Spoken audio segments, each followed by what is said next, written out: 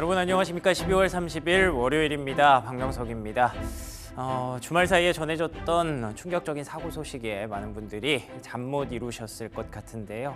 방송을 시작하기에 앞서서 딜사이트 경제TV 모두를 대표해 희생자와 유가족분들에게 애도의 말씀을 전합니다. 뉴욕 증시의 전반적인 분위기 역시 그다지 좋지 못했습니다. 11월에 좀 많이 당겼기 때문일까요? 12월은 확실히 조금 쉬어가는, 긴장이 좀 풀려있는 그런 분위기로 마무리가 되는 것 같은데요. 지난주 금요일에 뉴욕 증시 마감 상황 브리핑 뉴욕으로 정리해 보도록 하겠습니다. 자, 제 뒤에 보시는 것처럼 푸른 빛이 확실히 많죠. 많은 게 아니라 대부분 그냥 푸른 빛이었습니다. 미국에서는 이걸 빨간색으로 표시를 하지만 국내에서는 파란색으로 얘기를 하기 때문에 이게 이렇게 많다는 건 전반적으로 하방 압력이 우세했다는 뜻이고요. 보시는 것처럼 나스닥의 낙폭이 상대적으로 컸습니다. 1.5%, 그리고 테슬라 4.95%, 엔비디아 마이크로 스트래티지도 2에서 3% 안팎의 조정을 받았던 것을 보면 전반적으로 좀 많이 올라갔던 종목들의 차익 실현 매매 의지가 좀 많이 보였다라고 할 수가 있을 것 같습니다. 산타랠리라는 게 사실 막판에 조금 그래도 분위기 좋게 당겨주는 모습인데, 그렇게 얘기하기보다는 11월에 많이 끌고 왔기 때문에 그 부분들을 좀 정리하고 연말을 마무리하려는 그런 움직임들이 확실히 좀 눈에 보였던 것 같습니다. 자, 그러면 전반적인 분위기 세 가지 체크 포인트로 나눠서 한번 확인해 보도록 하겠습니다. 자, 첫 번째 체크 포인트는요, 그냥 전체적인 시장 이야기 한번 해보려고 합니다. 이게 S&P 500 차트인데, 보시는 것처럼 최근에는 그다지 오르지도 못하고요. 그렇다고 그렇게 또 빠지지도 않는 그림이 지속되고 있습니다. 그래서 제가 제목을 지쳤나요? 이렇게 달 수밖에 없었는데요. 아시는 것처럼 트럼프 대통령 당선자의 당선을 전후해서 사실 뉴욕 증시도 좀 흔들림이 있었죠. 누가 될지 모르는 그런 불확실성 구간에 있었으니까. 그렇지만 그 이후부터는 트럼프 당선자의 허니문 기간이 시작이 됐었고, 특히 11월에는 한 달 내내 미국 증시에 어마무시한 자금이 쏟아지면서 그 흐름들을 그대로 받아냈던 모습이었습니다. 그래서 연일 신고가, 그냥 하루 지나면 하루 신고가를 경신하는 그런 모습이었는데, 지지난주였나요? 12월에 있었던 파월 의장의 담화문부터 시작해서 여러 가지 이슈들이 시장을 계속 억누르는 그런 분위기입니다.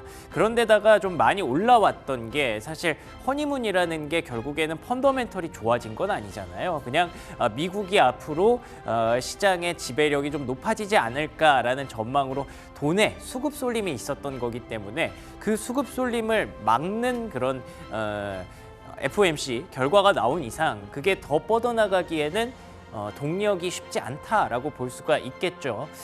다음 장 넘겨주시면, 그래서 굳이 하락 트리거를 찾자면 역시나 금리였습니다. 제가 꾸준히 좀 말씀을 드렸던 부분이고요.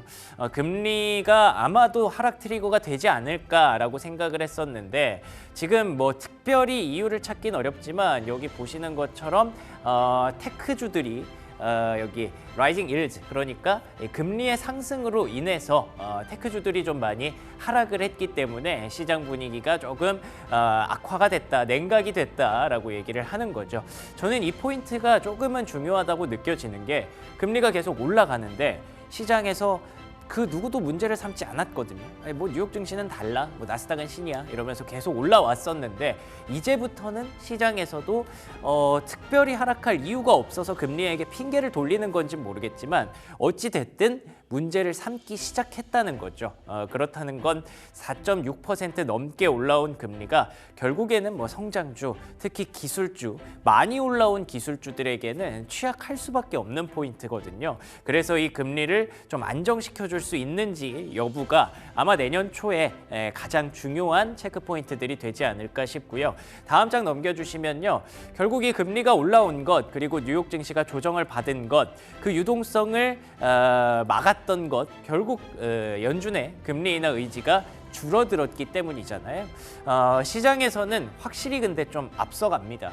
연준이 내년부터 이제 금리 인하 속도를 조절하겠다라는 것을 오피셜리하게 공개하기는 했지만 몇 번 줄일 것이다라는 건 결국 시장의 예측이고 가능성, 대응이거든요. 그런데 지금 보시는 것처럼 내년에 끼케 한 번밖에 못 한다라는 가정이 굉장히 우세하게 올라오고 있어요. 뭐 물론 퍼센티지 보시면 40% 수준에 불과하기 때문에 아무도 확신하지 못하는 구간이긴 합니다. 근데 이거를 조금 더 밀어줄 수 있는, 그러니까 금리 인하에 대한 자신감을 조금 더 만들어줄 수 있는 뭐가 안 나와요. 연말이다 보니까 경제 지표가 나오는 것도 아니고 연준도 좀 조용하고 전반적으로는 이 분위기를 이제 반전시킬 요소가 없다 보니까 시장이 계속 풀백, 그러니까 조정이 지속될 수밖에 없는 그런 구간으로 들어가고 있습니다. 뭐 내년 되면 또 모르죠. 내년에 이제 거래가 회복되면 시장이 조금 더 활기를 찾을 수도 있겠습니다만 뭐 오늘 그리고 내일도 미국 증시는 열리니까요. 연말의 흐름들은 크게 기대할 만한 수준은 지금은 아니다. 소강 상태가 계속 지속될 가능성이 높다는 결론이고요. 다음 장 넘겨주시면 그래도 조금 희망적인 부분들을 보다 보니까 다우지수를 보면 이게 사실 희망이라고 표현해도 될지는 모르겠지만 좀 많이 일찌감치 조정을 받았잖아요. 그러다 보니까 앞에서 보셨던 S&P 500은 결국에는 그 파월의 한마디를 넘지 못한 애가 중요한 포인트였는데 이거 보면 그래도 하방은 좀 잡아주네 라는 생각을 또 할 수 있잖아요. 그래서 다시 결론을 내보면 그 소강 상태가 좀 있고 조정이 나오더라도 하단은 충분히 잡아줄 수 있다는 자신감도 충분하다고 볼 수 있겠고요. 그리고 두 번째로는 성장주가 좀 조정을 받아도 이 다우지수 가치주들의 영역에서는 여전히 긍정적인 부분들을 포인트들을 발견할 수 있다. 그래서 결론은 시장을 지금 뭐 나쁘게 볼 때는 절대 아니다라는 걸로 결론이 나올 수 있겠네요. 자, 그러면 두 번째 체크 포인트 보도록 하겠습니다. 그래도 어쨌든 금리가 문제가 좀 되고 있기 때문에 금리로 인해서 촉발될 수 있는 우려 요인들이 하나씩 지금 시장에서 고개를 들기 시작했다는 거 한번 체크해 보도록 하겠습니다. 자, 첫 번째 포인트는요. 연말 소비로 인해서 이게 뭐 미국을 우리가 우스갯소리로 천조국 얘기를 하는데 이게 진짜 1조 달러가 넘었더라고요. 이게 그러니까 크레딧 카드 뎁트, 그러니까 신용카드 빚입니다. 미국에서 특히 연말에 소비를 좀 가속화하다 보니까 신용카드 빚이 1조 달러니까 1,000조 원이 넘는 거죠. 1조 달러 이상의 빚이 쌓였다는 그런 소식입니다. 근데 그냥 뭐 일반적인 상황에서 뭐 이 정도면 그냥 뭐 미국 소비 많이 했네, 그럼 앞으로도 소비 시장이 괜찮다는 거네라고 볼 수도 있겠지만 지금 금리가 이만큼 올라온 상황에서 이런 부분들이 이제는 조금 예민하게 느껴진다는 겁니다. 뭐 그게 크게 그렇게 영향이 있겠어 싶다가도 사실 금리 올라가면 결국에는 내 지갑이 조금씩 얇아질 수밖에 없거든요. 이게 결국 소비 생활을 하다 보면 어느새 카드값이 이렇게 늘었지 하는 순간이 꼭 있는데 그게 꼭 항상 금리와 계속 영향이 좀 있더라고요. 그래서 제가 봤을 때 뭐 금리 부분도 그렇고 내년에 어떤 그 연준의 금리 인하 전망치가 계속 줄어드는 것도 그렇고 이런 부분들을 반전시킬 수 있는 트리거는 결국에 소비의 나라 미국이 이런 상황임에도 불구하고 소비가 탄탄하다라는 걸 다시 한번 입증해 줘야 되는데 지금 분위기는 연말에 미국 사람들 돈 많이 썼네, 내년 초에는 이게 위축되겠다, 이런 바이브로 좀 가고 있어서 그걸 좀 깨줄 수 있는 그 소비 관련 지표들을 내년에 초반에 한번 잘 유심히 보셔야 될 것 같습니다. 그리고 다음 장 넘겨주시면요. 또 금리가 이 부분도 좀 건드릴 수 있죠. 우리가 항상 잊을만 하면 생각하는 이 부채 한도. 사실 트럼프가 이걸 그래서 없애려고 했죠. 부채 한도를 아예 그런 이름 자체를 없애버리자라고 했었는데 그게 결국 받아들여지지 않았고 이게 계속 연장이 되고 있습니다. 근데 옐런 장관이 한 보름 뒤면 결국 또 그 부채 한도에 도달할 것이다라고 경고를 했어요. 금리가 이렇게 높은 상황에서 부채 한도에 도달한다는 게 또 예민한 그런 트리거가 될 수 있어서 간단히 좀 포함은 시켜봤는데 결국 또 협상에서 늘릴 가능성이 높고 어떻게든 해결해 나가겠지만 어찌됐든 이런 부분들이 계속 뉴스 플로우로 잡힌다는 거, 그게 시장에서 금리를 계속 예민하게 보기 시작했구나라는 거, 이런 포인트들을 좀 연결을 지어드리고 싶었습니다.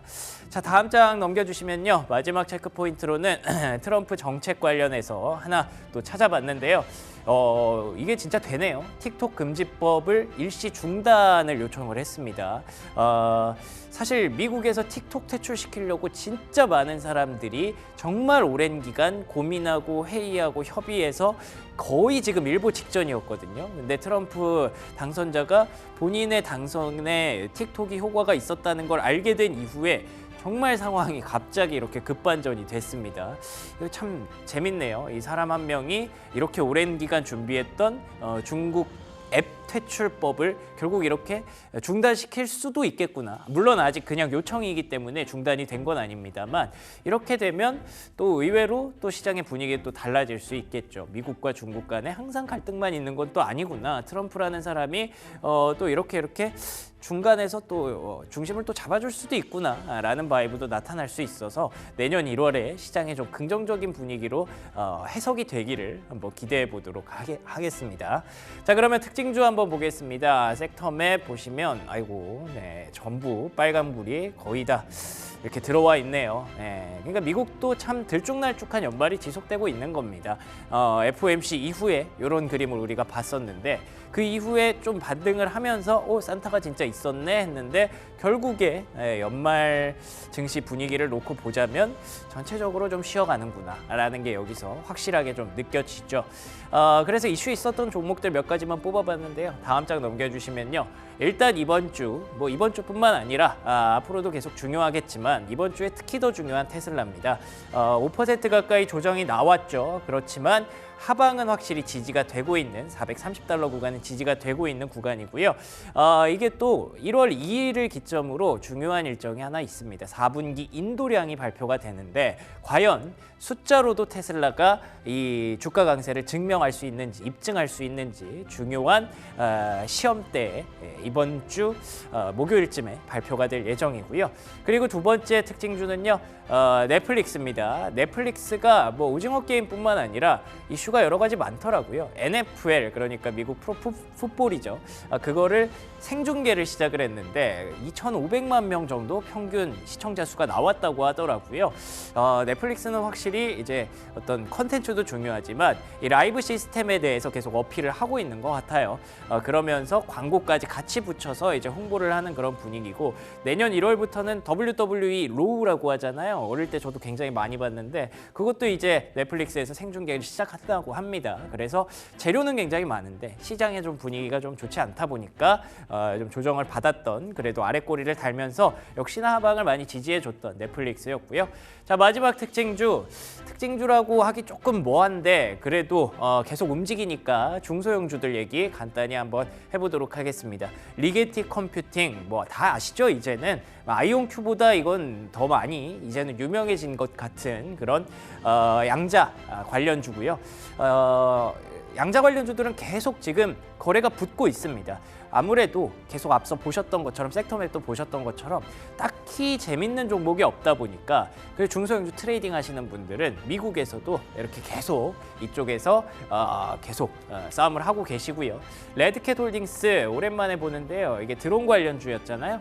최근에 흐름이 또 나쁘지 않았다가 보시는 것처럼 변동성이 정말 어마무시합니다. 그렇기 때문에 뭐 지금 꼭 중소형주 트레이딩을 내가 해야겠다 하시는 분들은 뭐 말리지는 않겠습니다만 사실 이런 변동성의 분위기가 내년 1월에 시장 거래가 좀 다시 활성화되고 다시 제 컨디션을 찾는다면 이런 종목들의 수급은 또 금세 빠져나갈 수 있거든요. 그렇기 때문에 염두에 두면서 변동성에 유의하면서 하시기 바라겠습니다. 여기까지 브리핑 뉴욕이었고요. 프리미엄 미국 주식 이어가겠습니다.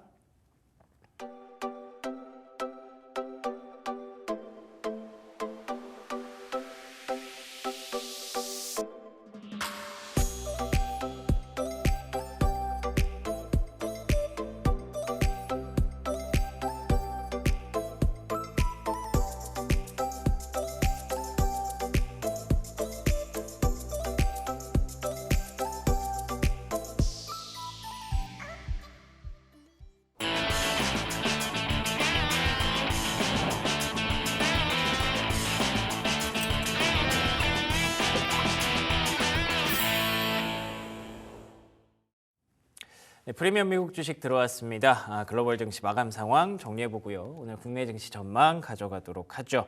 헤르메스 스타 하창원 본부장 나오셨습니다. 안녕하십니까? 네, 안녕하십니까? 네, 반갑습니다. 오늘 12월 30일이고요. 이제 오늘로써 국내 증시는 폐장일을 맞게 되고 네. 그렇기 때문에 저희의 2024년 마지막 방송이기도 합니다. 그래서 전반적으로 좀 결산을 해보고요. 네. 그리고 내년에 대한 전망까지 좀 가져가 보려고 하는데 지난해 그러니까 올해를 얘기하자면 뭐 전반적으로 미국 증시는 뭐 전반적으로 좋았고, 근데 약간 마지막이 조금 애매하게 좀 끝나는 것 같아요. 12월이 약간 좀 흔들리기는 하네요. 근데 뭐 이제 뭐 하루 이틀 좀 흔들리고 있기는 한데 그쵸. 그래도 뭐 이 정도면 YTD 기준으로 보면은 뭐 평균치 이상으로 움직였다. 그렇죠. 뭐 스파이 같은 경우는 뭐 그래도 20% 이상 올랐기 때문에 뭐 아시겠지만 평균으로는 한 12%, 13% 정도 잡거든요. 그러니까 YTD 기준으로 보면은 뭐 너무 좋았던 해였고 이게 뭐 이제 연속성이 있을 것이다라는 부분으로 분석이 많이 나오고 있기 때문에 거기에 따른 뭐 긍정적인 기조는 좀 더 기대를 해봐도 좋지 않을까라고 보고 있고요. 다만 말씀 주신 것처럼 이제 연말로 막판으로 가면서 국채 수익률이 너무 많이 올라가고 있기 때문에 맞아요. 이게 12월 초 정도까지만 하더라도 4%대 전후였거든요. 근데 지금 10년물이 전일 기준으로 봤을 때는 전거래 기준으로 봤을 때는 4.6을 넘었기 때문에 이제 거의 4% 후반까지 온 것 같아요. 네, 그러면 이제 아무래도 뭐 단기 배당주들에 대한 매력도 뚝 떨어지고 그렇죠. 이제 채권에 대한 매력도 굉장히 높아지죠. 듀레이션도 우리가 생각을 해야 되니까 그래서 그런 채권 매력도가 굉장히 높아지는 상황인데 또 채권도 애매한 게 이제 재정정책 트럼프 당선인이 이제 행정부를 구축하면서 또 재정정책 이슈가 있다 보니까 그러면 여기도 좀 흔들릴 수 있겠네 하면서 약간 좀 혼란스러운 그런 부분이라고 보시면 될 것 같고 근데 이제 그런 것들을 이것저것 다 따지면 사실 투자 못해요. 맞아요. 네, 그렇기 때문에 저는 그냥 관통하는 그 진리가 있잖아요. 지금 현재가 과거의 역사 흐름으로 봤을 때 이 정도 구간 뭐 국채 수익률 4.6에서 뭐 5% 사이일 때 샀을 때 시간이 지나고 났을 때 이때가 기회였는가 아니었는가만 체크를 하면 되는 거죠. 우리나라도 똑같습니다. PBR 0.8배 뭐 전후로 왔었던 때는 다 지난 과거 역사 전부 다 엄청난 수익의 기회였거든요. 그러니까 그런 것들만 생각을 해보시는 게 좋지 않을까 싶은 거죠. 왜냐면 사실 어느 순간에도 우리가 투자를 할 때 우리에게 근심 걱정을 주는 요인은 항상 있어요. 항상 있고 어디에 무기추를 주는지에 따라서 사실 운용 기관과 종목과 산업이 다 달라질 수밖에 없거든요. 투자하는 선택이. 예. 그리고 그 선택에 따라서 상당히 많이 달라지는 거죠. 뭐 앞에서 양자도 잘 언급을 해주셨는데 양자 사실 어떻게 보면은 말도 안 돼요. 뭐 한 달 만에 2000% 오르고 막 이러거든요. 네. 그러니까 사실상 이 합리적으로 봤을 때 코인보다도 더 많이 오르고 있기 때문에 이게 진짜 맞아라고 할 정도로 움직이지만 그게 지금 현재 트렌드잖아요. 네. 그러면은 원래 우리가 일반적인 론으로 봤을 때는 양자는 지금 사실은 엄청나게 위험한 투자가 많은데 네. 사실 위험한 투자를 한 사람들이 다 돈을 벌었고 그렇죠. 그렇지 않은 사람들은 돈을 못 벌었단 말이죠. 그래서 이게 시기와 그 흐름에 따라서 위험한 투자도 때로는 정석 투자가 될 수 있는 거고 정석 투자도 어떨 때는 되게 이제 시간을 걸리게끔 만드는 우리에게 스트레스를 주는 그런 투자법이 될 수 있다는 거죠. 그렇기 때문에 거기에 따른 어떠한 관점으로 보실지가 저는 제일 중요하지 않을까 이렇게 보고 있고요. 예. 일단 그래도 중요했던 거는 미국 증시가 전반적으로 실적적인 기조는 나쁘지 않았고 그다음에 이제 경제 지표 흐름이 아직까지는 뭐 완벽하게 깨진 건 아니기 때문에 그래도 제가 이제 지난주에 와서 소개해드렸던 거는 10일 소비자 신뢰 지수의 분위기가 많이 달라지고 있다. 그러게요. 요 얘기를 좀 상당히 강조를 드리고 왔는데 뭐 그런 흐름들이 지금 조금 나왔죠. 근데 이제 대신에 아직도 6개월 뒤에 대한 전망치는 상당히 좀 긍정적이다라는 점을 일단 생각을 해보시면 될 것 같고 그래서 저는 딱 말씀드릴 때 어떠한 좀 키 핵심 그 꼭지점이 있어요. 그렇게 그 말씀을 좀 드리고 있고 그래서 저는 여러분들도 그 투자하실 때 좀 중요한 꼭지점을 찍어 두셔야 이렇게 막 급변하고 바뀌는 상황에서 그래도 조금 더 좀 대응할 수 있는 그런 맞아요. 의사결정을 하실 수 있지 않을까 그렇게 보시면 될 것 같고 뭐 마지막이 조금 아쉽긴 하지만 또 오늘 또 완전 또 초록초록하게 또 마무리가 될 수도 있으니까 그럴 수도 있죠. 네, 그거까지는 한번 좀 열어보자. 대신에 마감 전 뭐 전 거래 같은 경우 사실 피바다였기 때문에 사실 그렇게 막 좋지는 않았다. 이렇게 좀 정리드리겠습니다. 알겠습니다. 결국에는 지금 시장의 금리가 계속 좀 문제가 되고 있는 것 같아요. 이 금리를 과연 많은 뭐 성장주뿐만 아니라 테크 기술주 그리고 나아가서 소비 심리도 잘 이게 버틸 수 있을까라는 고민이 분명히 있었는데 계속 올라가다 보니까 결국 그 고민이 시장에 반영이 되고 있는 것 같고요. 근데 뭐 앞에서도 중간에 설명해 주셨지만 과연 이 금리 때에 역사적으로 투자를 했을 때 성공을 했는지 실패를 했는지 그걸 잘 따져보면 오히려 지금이 또 기회가 될 수도 있는 그런 분위기니까 그 부분들을 좀 계속 포커스를 맞춰가면 좋을 것 같습니다. 그러면 제가 해석하기로는 본부장님의 얘기가 금리가 지금 좀 어느 정도 오버슈팅이 됐다라고 보시는 것 같거든요. 맞나요?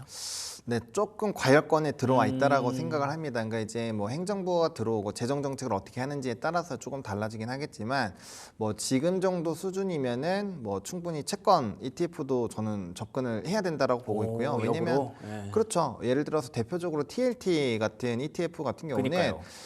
이게 역사적 저점 수준이 거의 82불이거든요. 지금 86불, 87불 왔다 갔다 하고 있어요. 이전에 금리가 낮았을 때의 저점보다 지금 더 낮아요. 그러니까 어떻게 보면 금리 인상을 했음에도 불구하고 채권 가격이 더 못 올라갔다라고 보시는 게 맞는 거거든요. 그러다 보니까 지금 시점에서 그런 종목군들을 담아두면 사실상 우리가 이 코로나19라는 걸 만나면서 금리가 어마어마하게 올라갔었고 거기에 따라서 그 10년, 20년 동안 굉장히 우상향하던 그 종목이 지금 반토막이 나 있는 상황이거든요. 그렇죠. 네, 그런 관점에서 봤을 때 오히려 그런 종목군들은 뭐 충분히 접근이 가능하지 않을까. 그리고 지금 단기 채권 같은 경우도 마찬가지예요. 단기 채권도 지금 수익률이 5% 이상이 너무나도 많습니다. 5.6, 뭐 5.8까지 나와 있는 상황이고요. 그게 이제 그런 금리가 높다 보니까 우리나라 이게 살짝 하면은 지금 뭐 초단기로 해서 10% 금리까지도 상품들이 막 나오고 있거든요.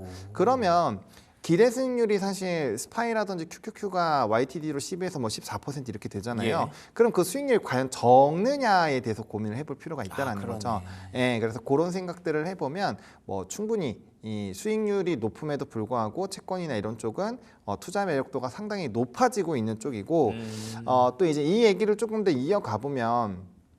최근에 이제 대표적인 과거 고배당주인 리얼딩컴, 뭐 이제 찰스 슈왑, 슈드 이런 종목군들이 최근에 주가가 많이 빠졌어요. 아 그래요? 네, 그 이유가 뭐냐면 통상적으로 그들은 배당이 이제 뭐 정말 주가 수익률이 떨어지지 않으면 슈드는 4%가 좀 맥스고 리얼딩컴은 7%가 맥스입니다. 근데 지금 채권 수익률 5에서 6이니까 그러니까요. 주가가 올랐을 때는 크게 메리트가 없네요. 그렇죠. 없는 거죠. 그렇다고 해서 성장이 계속 유지가 될 거냐? 단기간에 많이 올랐거든요. 그러니까 그럼 잠깐 팔고 다른 데 갔다 와야겠다. 이런 심리도 충분히 나올 수가 있다라는 거죠.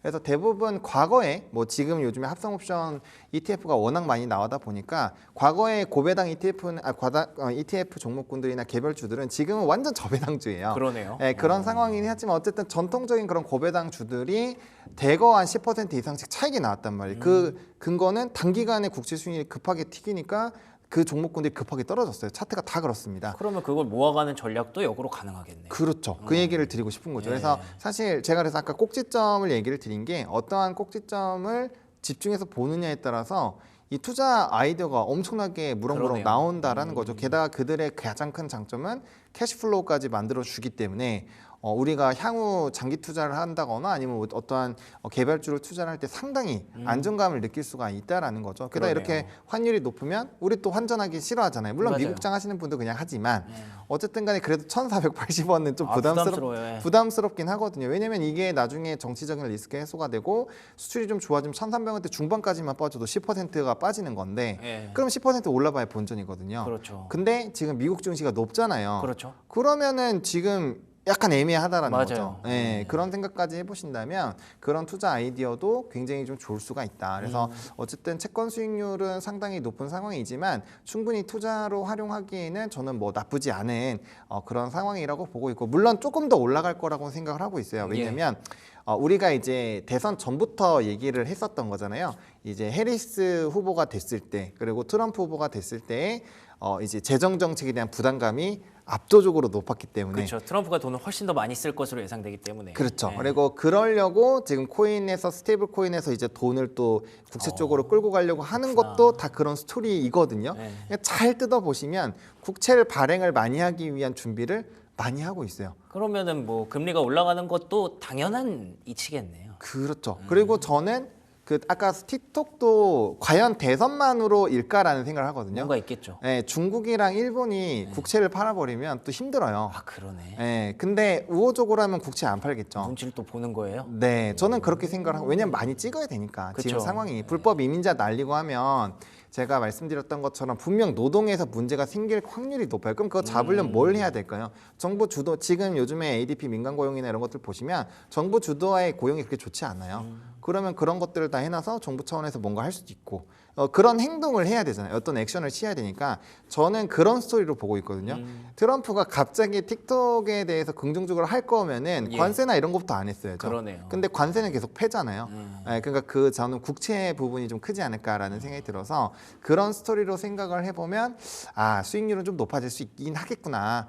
지금 하방이 끝은 아니겠구나. 하지만 분할로 시작하기 그런 시작점으로는 정말 나쁘지 않겠구나라는 생각을 해볼 수 있지 않을까. 이렇게 또 저 나름대로 시나리오를. 근데 이게 네. 어쩔 수가 없어요. 트럼프라는 사람을 이해하고 저희가 이제 대응을 하려면 트럼프 머릿속에 들어가 보고 그쵸. 계속 이 사람이 어떤 마인드인지를 계속 테스트해봐야 되기 때문에 그쵸. 저는 충분히 합리적인 분석이었다고 생각을 하고요. 그리고 이게 지금 뭐 차입금이 많아질 수밖에 없는 환경이라서 금리가 저희 눈에는 계속 올라가겠네 이렇게 보고는 있지만 그걸 또 잘 써서 이제 잘 활용하면 결국 금리 다시 떨어질 수 있는 거거든요. 그래서 지금은 오히려 또 역발상 투자 이런 것들이 좀 필요할 때다라는 부분을 좀 얘기를 해주셨습니다. 그런 것들을 앞으로도 계속 저희 프리미엄 미국 주식과 함께 계속 인사이트를 좀 키워가시면 좋을 것 같고요. 트럼프 얘기가 나와서 그런데 트럼프 하면 또 규제 완화고 규제 완화하면 또 테슬라지 않습니까? 네. 앞으로 이제 규제 완화라든지 뭐 테슬라의 뭐 인도량 발표라든지 이런 것들이 이제 점점 뭔가 테스트를 받게 되는 구간으로 좀 들어갈 것 같아요. 어떻게 보시는지 좀 궁금해요. 네, 일단은 뭐 좀 저는 긍정적으로 보고 있습니다. 이제 규제 완화는 계속적으로 강화가 될 거고 그 다음에 이제 저는 그 생각도 했거든요. 트럼프의 아까 그 틱톡 규제 완화는 예. 중국에 대한 소비를 끌어낼 수 있잖아요. 그렇죠. 근데 이제 테슬라 얘기가 나와서 드리는 말씀인데 테슬라가 이제 지난 분기부터는 그러네. 중국차에 대한 인도량이 늘어나기 시작을 했거든요. 예. 그러면은 그런 걸 풀어주면 테슬라가 조금 더 잘 팔 수 있지 않을까요? 누가 대통령이에요 지금? 근데 사실 그런 식으로 가고 있으니까 네. 워낙 뭐 트럼프가 이제 일론 머스크가 대통령이 아니냐고 해도 네. 사실 트럼프가 굉장히 우호적으로 접근을 계속 그럼요. 하고 있잖아요. 네. 그런 걸 봤을 때 그런 소비단에서도 충분히 이벤트가 될 수 있지 않을까라고 보고 있고 분명 자율주행이라는 기술과 또 이제 휴머노이드 로봇 이런 쪽들을 보시면 지금 또 전 세계적으로 막 배틀이 시작이 됐어요. 그러면 사실 미국 지역과 중국 지역만 잡아도 뭐 자율주행은 사실 다른 데에서 승부를 보기 저는 어렵다고 보거든요. 왜냐면 데이터가 어마어마하게 쌓일 거니까. 그리고 거기에 맞게끔 왜 테슬라에서 중국차 인도량이 늘어나는 것들, 보험 가입자 수가 왜 늘어날까 그런 것들도 한번 생각을 해보시면은 저는 좋은 키워드가 될 수 있지 않을까라고 보고 있고요. 예. 결과적으로 큰 시장들을 잡아 나가고 또 이제 엔비디아가 로봇에 대한 부분을 차기 이 핵심 아이템으로 선언을 했거든요. 간밤 주말에. 그래요? 네, 그런 일이 또 있었습니다. 그러니까 이제 책 경쟁이 심화가 되니까 그쪽으로 밀어붙이는 거죠. 그리고 사실 자율주행도 지금 뭐 아마존부터 시작해서 다 싸우거든요. 근데 누가 이길까요? 저는 무조건 테슬라가 이긴다고 보고 있거든요. 그렇겠죠. 네, 왜냐하면 제일 가장 많은 데이터를 갖고 있고 FSD 영상 한번 보시면 요번 레벨을 장난 아닌 거를 아마 느끼실 수 있을 거예요. 그래서 그런 것들을 다 따져봤을 때 저는 뭐 확실히 이벤트가 될 수 있지 않을까라고 보고 있고 거기에 맞게끔 규제 완화도 정말 뭐 쭉쭉 지금 풀리고 있기 때문에 사실 우리가 이제 로보택시가 안 된다고 생각을 했었던 가장 큰 이유는 예. 그냥 차량 대수 자체에 규제가 있어서 그거 부숴버렸잖아요. 그렇죠. 그런 것들 다 풀리면 사실 나쁠 게 없죠. 지금 이미 쌓여있는 데이터도 어마어마하고 심지어 위성까지 같이 하고 있는 기업이 없잖아요. 위성까지. 예. 그리고 이제 ESS까지 다 종합적으로 하고 있기 때문에 지금 이런 여러 가지 부분들을 다 따져보면 테슬라만큼 진짜 사업 구조가 이게 향후 흐름에 딱 맞는 기업은 없다라고 보고 있기 때문에 제가 요 프로그램에서 정말 테슬라에 대한 긍정적인 얘기 오르기 전부터 많이 드렸지만 맞아요. 아마 연속성을 더 가질 확률이 저는 굉장히 높지 않을까 그렇게 생각을 하고 있습니다. 그럼 결국 이번 주에 그러니까 1월 2일 기준으로 4분기 인도량이 발표가 될 예정인데 단순히 그냥 인도량이 중요한 게 아니군요. 그렇죠. 인도량이 이미 좋아질 거라고 네. 보여지고 있고요. 플러스 알파로 이제 그런 갖가지 부분들을 더 생각을 해보시면은 이렇게 생각을 할 수 있고 또 이제 테슬라가 또 저가 모델들이나 신규 모델들 계속 하잖아요. 근데 예. 가격이 계속 톤 다운이 되거든요. 저는 무조건 이들은 깡통 팔고 소프트웨어로 돈 번다고 생각해요. 저는 그러네요. 항상 프린트와 잉크 요걸로 생각을 하거든요. 우리 프린트 싸서 많이 사지만 실제로 써보면 몇 개 못 뽑아가지고 계속 잉크로 돈 쓰잖아요. 잉크 회사만 돈 벌죠. 네, 그거랑 똑같다고 봐요. 그래서 소프트웨어로 저는 막 엄청나게 당길 거라고 생각을 하고 있기 때문에 뭐 그 부분을 조금 생각을 해보셔야 되지 않을까 그 생각합니다. 깡통을 많은 사람들한테 많이 팔려면 중국 시장은 당연히 필요하다. 불가피하게 필요하고 네. 예, 그걸 생각해서 결국 틱톡 규제까지 풀어주고 네. 흥미롭습니다.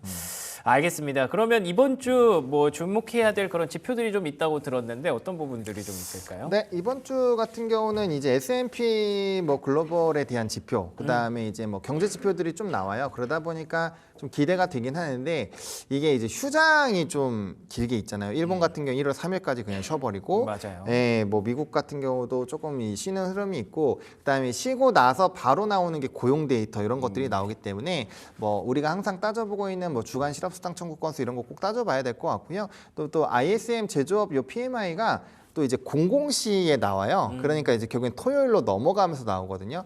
그러니까 뭐 사실상 미국장에서 어느 정도 영향을 받겠지만 그거 기반으로 또 우리나라에 빠르게 뭐 제조업이나 이런 것들 나왔을 때는 영향을 줄 수 있기 때문에 그 기조 자체가 어떻게 잘 되는지를 좀 봐야 될 것 같고 ISM 제조업이랑 우리나라의 증시와 이런 역학관계로 인해서 사실 이제 리포트는 상당히 많이 나와 맞아요. 있단 말이죠. 네. 그래서 그런 내용들을 좀 보셔야 될 것 같고 또 1월은 아시겠지만 이 다음 주도 이번 주도 중요하지만 다음 주부터 뭐 CES부터 시작해서 그러네요. 정말 네. 일정이 많아요. 통화 정책도 다 있고 이러다 JP 모건 보니까 헬스케어 뭐 이런 거. 네, 그래서 1월은 정말 이벤트 부자 달이기 때문에 뭐 아마 조금 이벤트나 뭐 이런 기대감들로 인해서 뭐 쭉쭉 움직일 수 있는 그런 분위기는 마련이 될 수 있지 않을까. 네, 위든 아래든 어쨌든 좀 변동성이 생길 수 있는 좀 중요한 모멘텀을 가지고 있다라고 보시면 될 것 같습니다. 알겠습니다.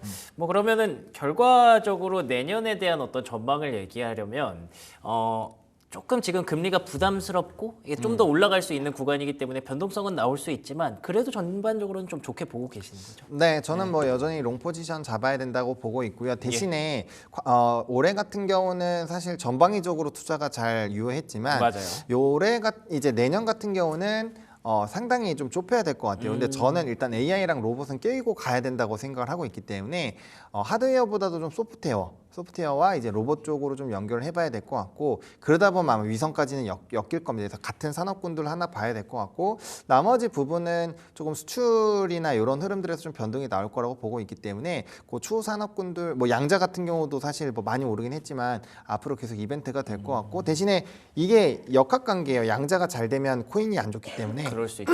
그런 부분들은 좀 생각을 해보셔야 되지 않을까 이렇게 좀 정리드리겠습니다. 알겠습니다. 뭐 이제 내일 모레면 2025년이 오기 때문에 저희가 조금씩 준비해 나가야겠지만 가만히 생각해 보면 그냥 내일 모레일 뿐입니다. 그렇기 때문에 지금의 어떤 투자 관점과 크게 달라지는 게 없을 수도 있을 것 같아요. 지금까지 쭉 끌어오셨던 뭐 AI, 로봇 이런 성장주들 중심의 투자가 내년에도 좀 유효할 것이다라고 정리해 주셨네요.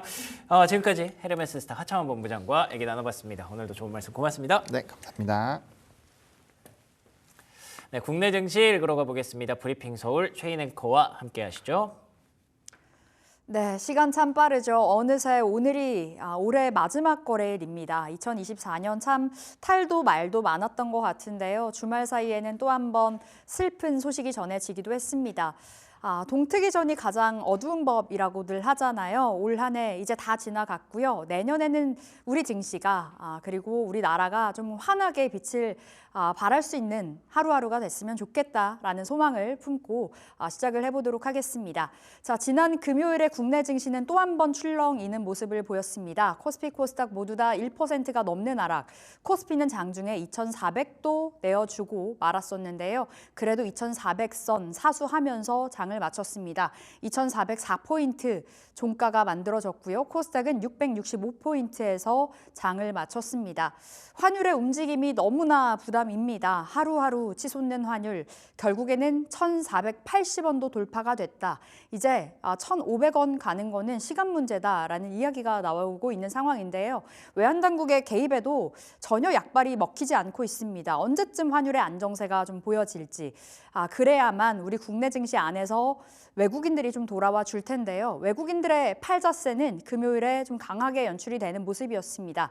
이날 우리 금요일에 시장이 굉장히 소외를 많이 받았던 느낌을 참 받았었는데 그 이유 중에 하나가 또 아시아 증시의 강세가 아니었을까 싶습니다. 일본 증시가 35년 만에 그 닷컴 버블을 딛고 좀 올해는 좀 가장 좋은 해로 기억이 될 듯합니다. 일본 니케이 지수가 4만 선을 돌파를 한 채 끝이 났고요. 오늘장에서도 좀 기대가 된다라는 분석.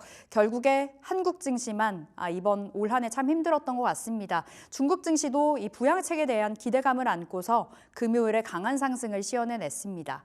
자, 특징주 살펴볼까요? CJ 대한통운 5%의 상승, 장중에는 9%도 가까이 올랐는데요. 신세계와 알리바바가 손을 맞잡았습니다. 지금 두 기업의 고객사가 CJ 대한통운이고요. 지난 5월부터 해서 쓱닷컴 그리고 지마켓의 전담으로 지금 CJ 대한통운이 그 물건을 배송을 하고 있습니다. 앞으로 더 확장될 거라는 기대감 속에 5%의 강한 흐름을 보였고요.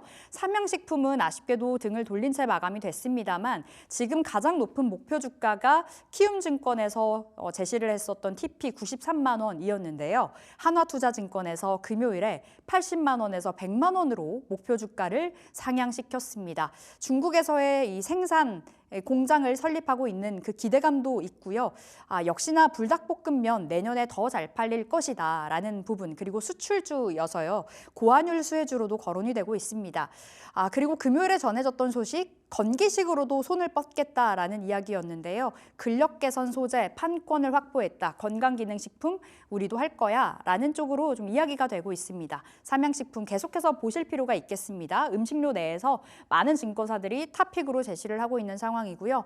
반도체주들 저가 매수세가 유입이 됐던 하루였습니다. 삼성전자는 오름폭을 좀 반납을 했습니다. 오만전자의 늪에서 벗어나지 못하는 삼성전자, 지금 자리 매수 타이밍일지 매수 리포트가 참 오랜만에 나와줘서요. 삼성전자 이야기 챙겨보도록 하겠고요. SK하이닉스 20만 원 언제 갈까요? 2.5%의 상승이었습니다. 그 밖에 PSK홀딩스나 테크윙, HBM, 뉴로모픽, 온디바이스 AI까지 일제히 강한 시세가 뽐냈던 하루였었고요.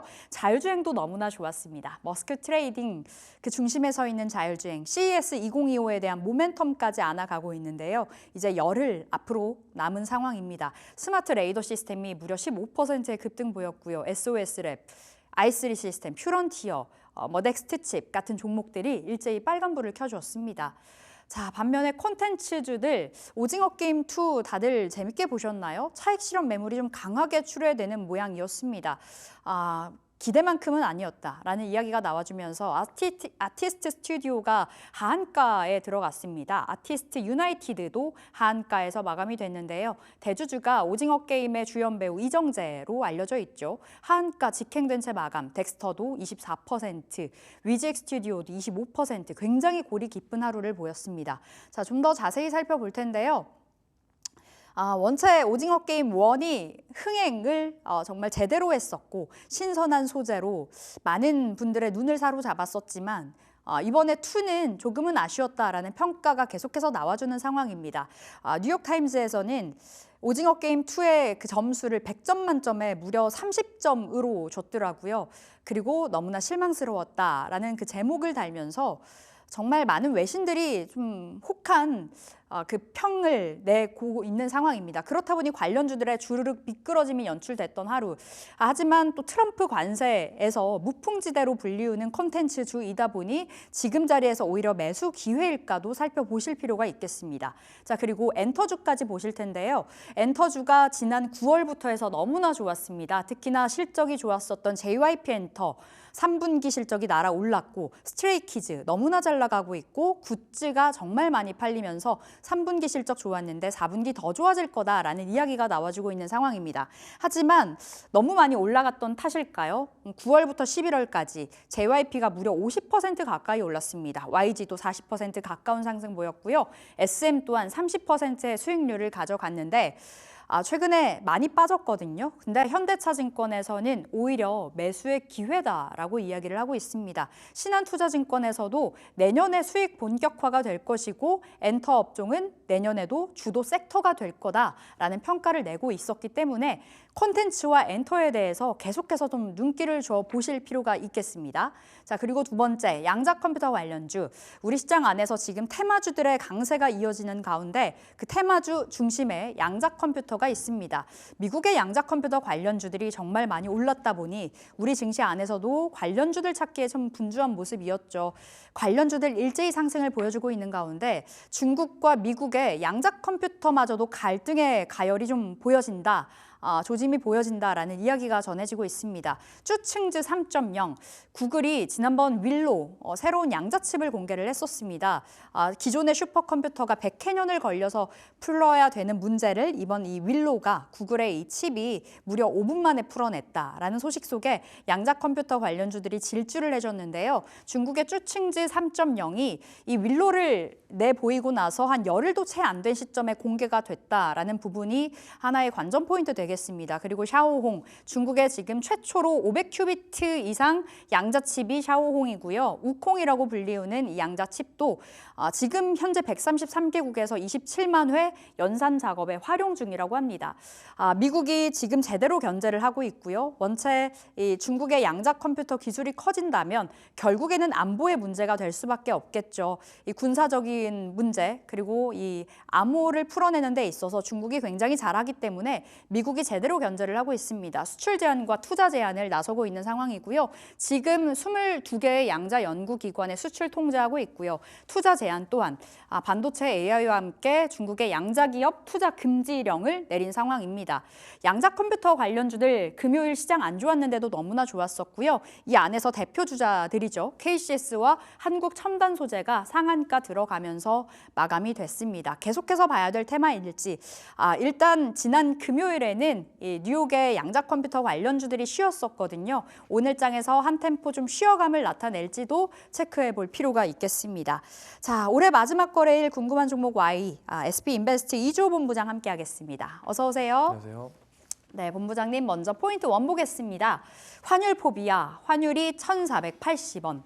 환율이 돌았다. 뭐 이렇게까지 표현이 되던데요. 이제 1,500원 가는 거는 시간 문제라고 봐야 될지 그렇게 되면은 결국에 우리 시장이 더 안 좋아지지 않을까라는 우려도 들고요. 어떻게 보세요? 네, 우선은 1,400원 돌파한 이후에 정말 빠른 속도로 단기간에 이렇게 좀 급등하는 모습이 나왔기 때문에 지금 이러한 흐름 자체가 네.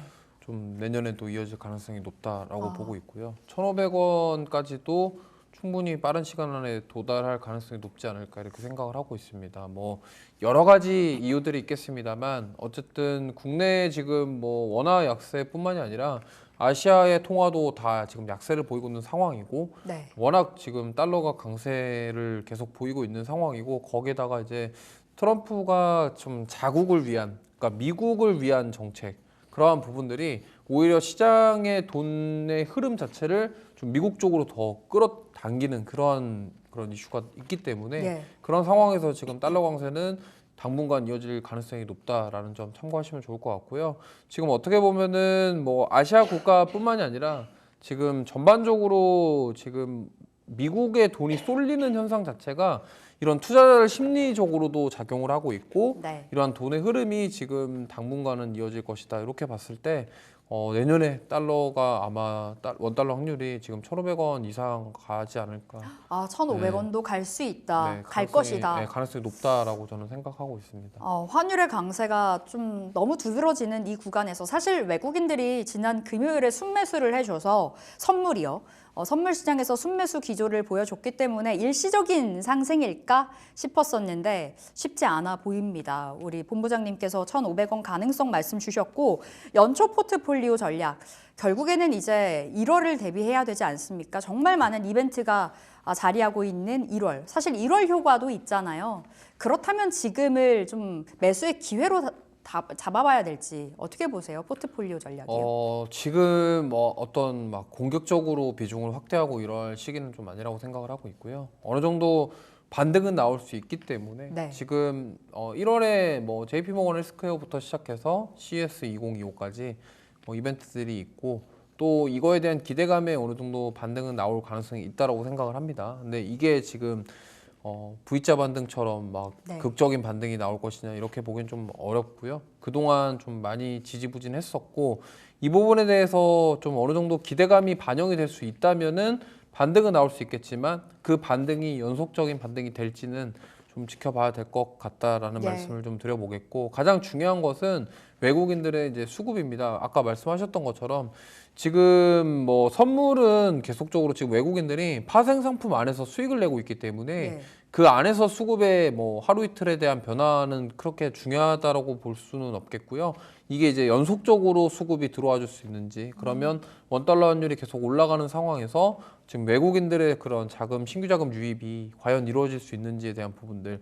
근데 여러 가지 지금 상황상 좀 뭔가 연속적으로 이어지기에는 지금 우리나라의 정치적인 리스크부터 시작해서 변수들, 불안한 요소들이 너무나 많기 때문에 예. 외국인들 입장에서도 이 부분에 대해서 약간 투자를 하기에는 좀 꺼려하는 그런 상황이 아닐까 생각을 하고 있고 만약에 지금 삼성전자랑 SK하이닉스에 대한 부분들 특히나 브로드컴향 HBM4 이런 부분들이 조금 더 긍정적으로 뭔가 공급에 대한 확대 이러한 것들이 좀 가시화가 된다고 한다면 네. 여기서 한번 좀 반등을 노려볼 수 있지 않을까 좀 반도체 쪽으로 그리고 우리나라 코스피 코스닥이 좀 올라가려면 네. 결국에는 반도체 2차 전지 바이오 쪽에서 올라와줘야지 이게 올라갈 가능성이 높기 때문에 결국에 그 대형주단 안에서 좀 상승이 나와줘야지 지수가 좀 올라갈 수 있겠다 이렇게 좀 말씀드리겠습니다. 결국에는 지수물이 반등을 좀 해줘야 시장 자체가 살아나다 보니 일단은 좀 시간을 갖고 기다려 보도록 하겠습니다. 포인트 2가 앞서 반도체 이야기해 주셨는데 삼성전자 올해 주가 수익률이 무려 마이너스 33%라고 합니다. 진짜 우리 코스피 빠진 그 수치와 거의 비슷하게 흘러가는 결국에는 삼성전자가 가야 코스피가 간다, 시장이 간다로 귀결이 되는 것 같은데요. 일단은 삼성전자 오랜만에 목표가 상향 리포트 아니고요. 매수 리포트가 등장을 했습니다. 참 많은 증권사에서 일제히 목표 주가를 내리는 이 상황. 삼성전자 지금 바닥 구간이라고 보시는지 어떻게 보세요?